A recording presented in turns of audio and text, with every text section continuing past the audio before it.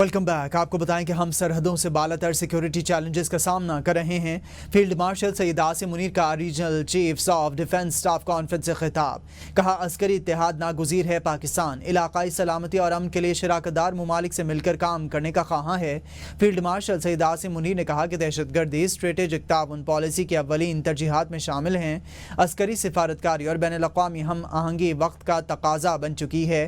Field marshal نے کہا کہ خطے میں امن کے لیے مشترکہ لاہے عمل اور یکجہتی ضروری ہے۔ پاکستان کی میزبانی میں regional chiefs of defence staff conference America, Kazakhstan, Kyrgyzstan, Tajikistan اور ازبکستان کی اعلیٰ عسکری قیادت کی شرکت، علاقائی سلامتی، عسکری سفارتکاری اور انسداد دہشت گردی پر تفصیلی تبادلہ خیال کیا گیا۔ فیلڈ مارشل سید عاصم منیر نے تمام وفود کا خیر مقدم کیا۔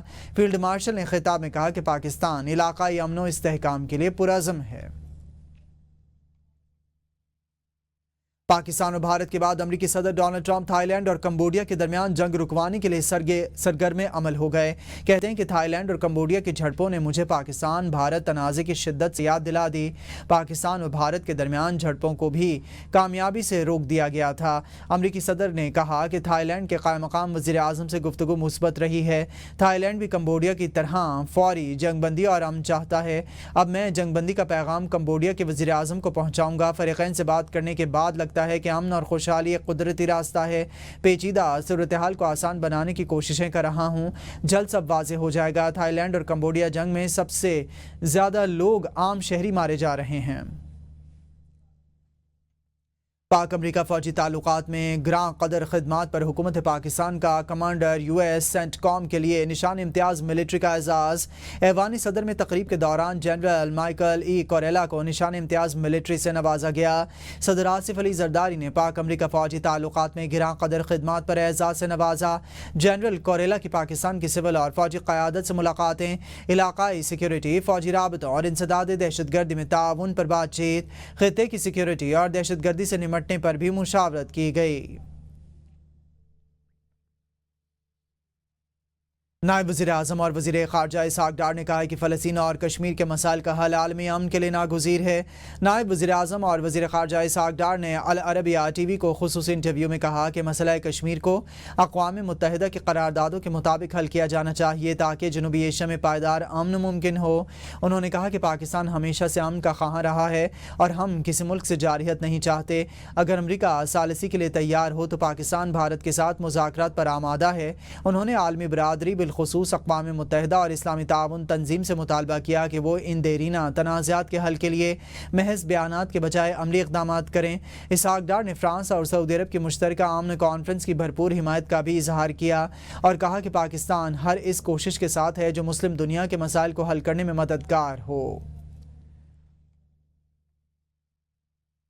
میرے Atlantic council think tank Washington میں بیان اور کیس کے بارے میں سوال کے جواب میں ڈاکٹر عافیہ صدیقی کے کیس کے حوالے سے بات کو سیاق و سباق سے ہٹ کر لیا جا رہا ہے۔ نائب وزیر اعظم اسحاق ڈار نے وضاحت جاری کر دی۔ ایکس پر لکھا کہ نون لیگ کی حکومتوں کے ادوار میں ہم ہمیشہ ڈاکٹر عافیہ صدیقی کی رہائی کے لیے تمام تر سفارتی اور عدالتی معاونت فراہم کرتے رہے ہیں اور جب تک یہ رہائی کا معاملہ حل نہ ہو جائے آئندہ بھی کرتے رہیں گے۔ انہوں نے لکھا کہ ہر ملک کے عدالتی اور قانونی طریقہ کار ہوتے ہیں جن کا احترام کیا جاتا ہے، چاہے وہ پاکستان ہو یا امریکہ۔ ڈار کا کہنا تھا کہ ڈاکٹر عافیہ صدیقی کی رہائی کے معاملے پر ہماری حکومت کا موقف دو ٹوک اور واضح ہے۔ اسحاق ڈار کے بیان پر کچھ نہیں کہہ سکتی، وزیر اعظم سے ملاقات میں معاملہ اٹھاؤں گی، ڈاکٹر فوزیہ صدیقی کہتی ہیں۔ ڈاکٹر عافیہ صدیقی کو وطن واپس لانے کا وعدہ کیا تھا۔ ان کا کہنا ہے کہ وزیر اعظم شہباز شریف نے ماضی میں عافیہ صدیقی سے ملاقات کرانے میں کافی مدد کی ہے۔ انہوں نے کہا کہ عافیہ صدیقی کے کیس میں قانونی تقاضے کسی طور پر پورے نہیں کیے گئے۔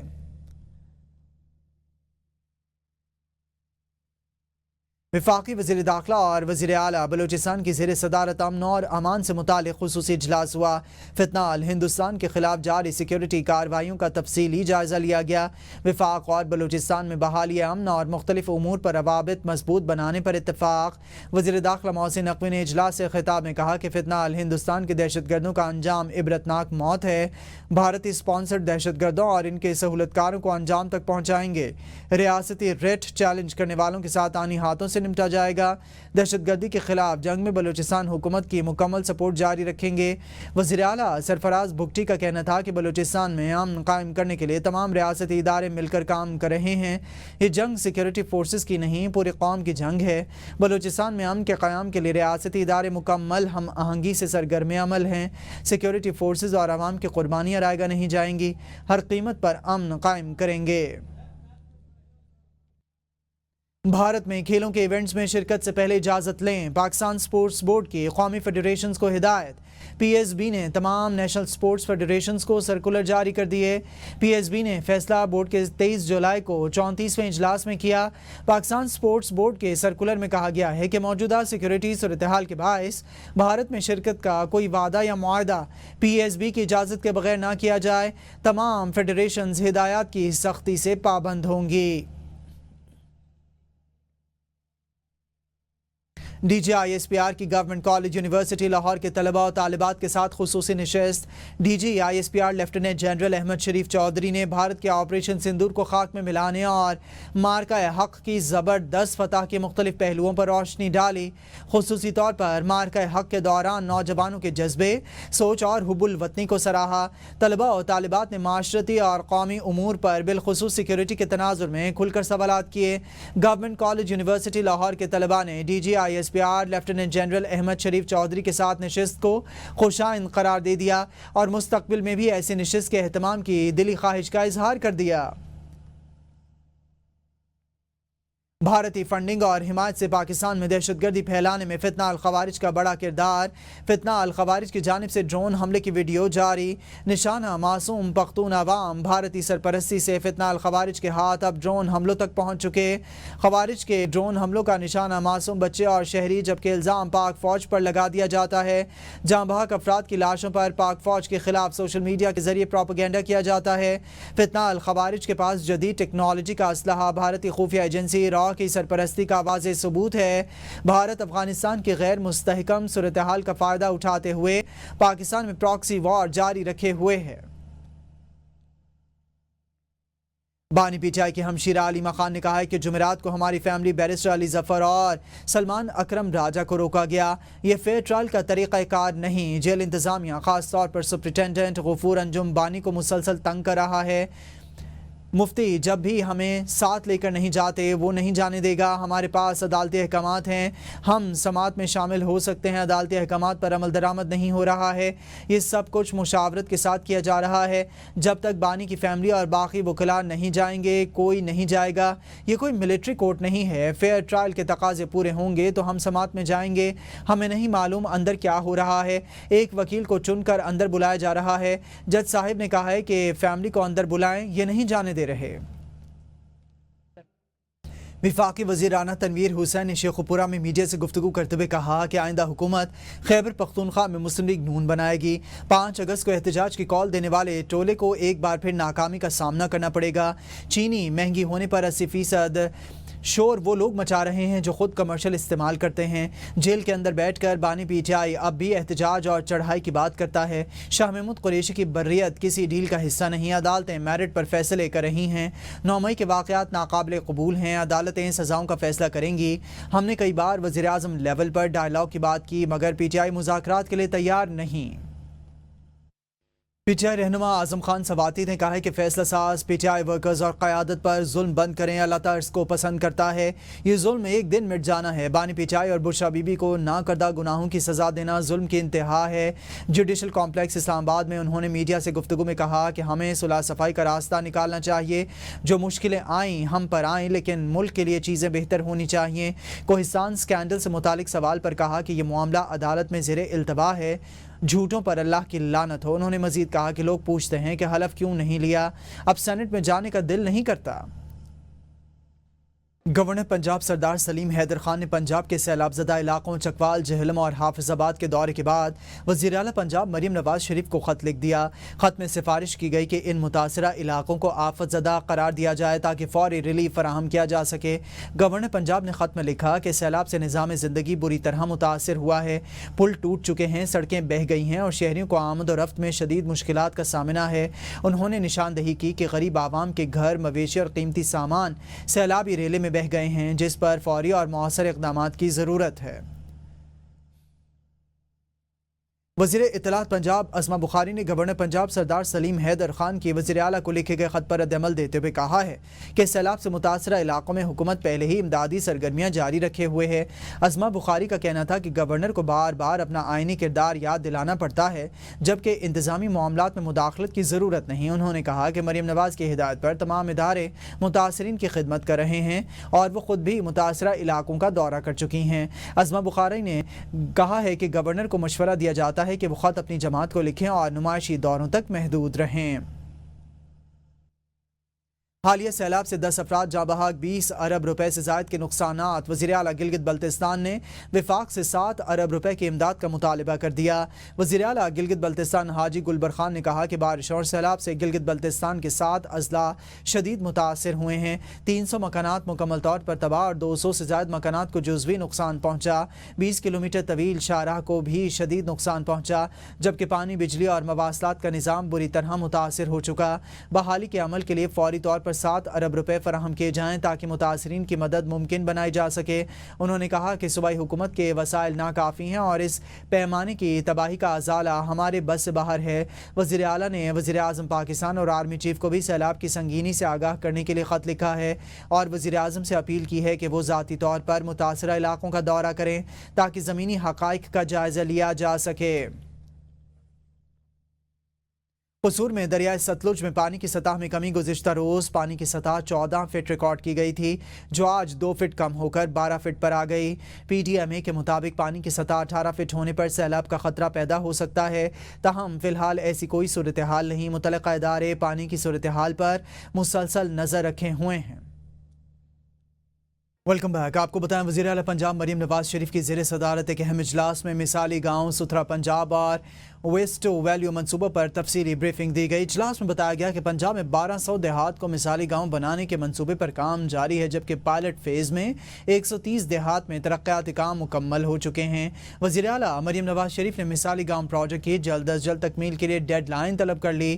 وزیر اعلیٰ پنجاب مریم نواز شریف کا کہنا تھا کہ مثالی گاؤں پروجیکٹ میں عوام کی ضروریات کو مد نظر رکھ کر ترجیحات کا تعین کیا جائے گا اور ہر دیہات کو مکمل طور پر ڈیولپ کیا جائے گا۔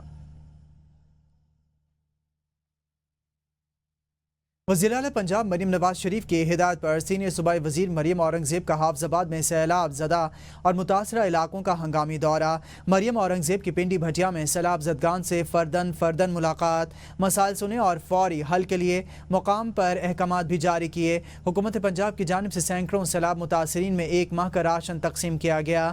مریم اورنگزیب کا کہنا تھا کہ وزیر اعلیٰ مریم نواز شریف امدادی کارروائیوں کی خود نگرانی کر رہی ہیں۔ بارشوں اور سیلاب سے نقصانات کا سروے مکمل ہو گیا ہے۔ مریم نواز شریف نے شفاف انداز میں تلافی کی ادائیگی یقینی بنانے کا حکم بھی جاری کر دیا ہے۔ انہوں نے کہا کہ پنجاب کے ہر گھر کی سلامتی تحفظ وزیر اعلیٰ پنجاب مریم نواز شریف کے لیے اہم ہے۔ وزارت داخلہ نے اسلام آباد ماڈل جیل کی 2 نئی بیرکس جلد مکمل کرنے کی ہدایت جاری کر دی ہے۔ اڈیالہ جیل کا بوجھ کم کرنے کے لیے قیدیوں کی منتقلی کا فیصلہ۔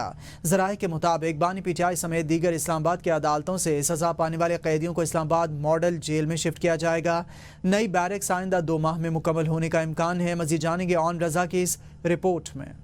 وزیر داخلہ محسن نقوی نے اسلام آباد ماڈل جیل کے پہلے مرحلے کو رواں سال کے آخر تک مکمل کرنے کی ہدایات جاری کر دی ہیں۔ اب تک 2 بیرکس مکمل ہو چکی ہیں جبکہ مرکزی واچ ٹاور اور چیک پوسٹوں کی تعمیر بھی کافی حد تک مکمل ہے۔ ابتدائی مرحلہ 1500 قیدیوں کی گنجائش رکھتا ہے۔ جیل میں مزید 2 بیرکس 90 دن میں تعمیر کرنے کی ہدایات جاری کی گئی ہیں۔ 34 بیڈ کا ہسپتال اور مرکزی کچن جلد پایہ تکمیل تک پہنچنے کا حکم بھی جاری کیا گیا ہے۔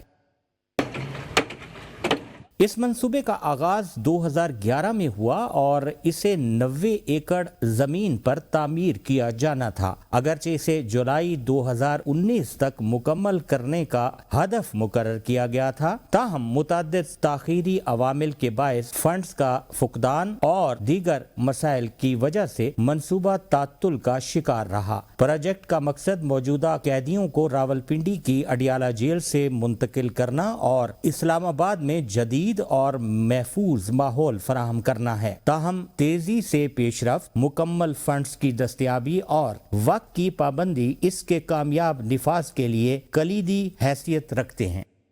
آپ کو بتائیں کہ پاکستان نے انٹرنیشنل بائیولوجی اولمپیاڈ میں پہلا گولڈ میڈل حاصل کر لیا ہے۔ ترجمان اٹامک انرجی کمیشن کے مطابق انٹرنیشنل بائیولوجی اولمپیاڈ کا انعقاد فلپائن میں 20 جولائی سے ہوا تھا۔ پاکستان کے عبدالرافع پراچا نے 35ویں انٹرنیشنل بائیولوجی اولمپیاڈ میں گولڈ میڈل حاصل کر لیا۔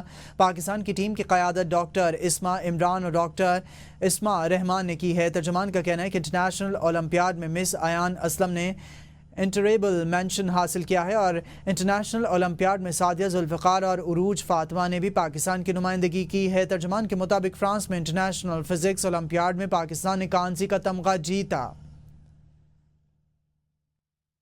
کوٹ مومن میں نامعلوم مسلح شخص نے سرعام مین بازار میں 25 سال کی خاتون کو فائرنگ کر کے قتل کر دیا۔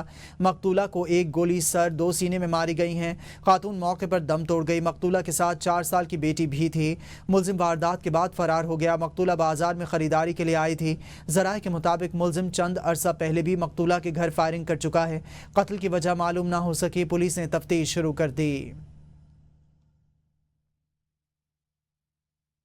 پیر ودھائی کے علاقے فوجی کالونی میں جرگے کے فیصلے پر شادی شدہ خاتون کے قتل کا معاملہ۔ مقتول کے قتل میں سہولت کاری کرنے والوں سمیت 8 ملزمان کے جسمانی ریمانڈ میں مزید 3 روز کی توسیع کر دی گئی۔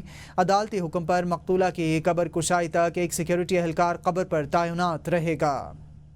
راولپنڈی میں جرگے کے فیصلے پر شادی شدہ خاتون کو گلا گھونٹ کے قتل کرنے کے معاملے میں اہم پیش رفت۔ مقتولہ کے شوہر اور سسر سمیت 8 ملزمان کو سخت سیکیورٹی میں راولپنڈی کی مقامی عدالت میں پیش کیا گیا۔ گرفتار ملزمان میں قبرستان گورکن راشد، چیئرمین قبرستان کمیٹی سیف اللہ بھی شامل ہیں۔ پولیس نے ملزمان کے 5 روزہ جسمانی ریمانڈ کی استدعا۔ عدالت نے ملزمان کے جسمانی ریمانڈ میں مزید 3 روز کی توسیع کر دی۔ ملزمان کو 29 جولائی کو دوبارہ عدالت میں پیش کرنے کا حکم۔ پولیس نے ملزم سیف الرحمان سے قبر کی کھدائی میں استعمال ہونے والے اوزار اور قبرستان کمیٹی کی رسید بھی برآمد کر لی۔ مقتولہ کی لاش قبرستان لے جانے والا رکشہ ڈرائیور بھی گرفتار۔ مقدمے میں باقاعدہ طور پر غیرت کے نام پر قتل اور شواہد چھپانے کی دفعات کر لی گئی ہیں۔ ابتدائی طور پر مقتولہ کے شوہر نے اہلیہ کی اغوا کا مقدمہ درج کروایا تھا۔ مقتولہ کی قبر کشائی سے قبل عدالت فریقین کا موقف سنے گی۔ عدالت نے قبر کشائی کے لیے انتظامیہ اور پولیس کی سیکیورٹی دینے کی بھی ہدایت کی۔ 28 جولائی کو قبر کشائی کی جائے گی۔ عدالتی حکم پر مقتولہ کی قبر کشائی تک ایک سیکیورٹی اہلکار قبر پر تعینات رہے گا۔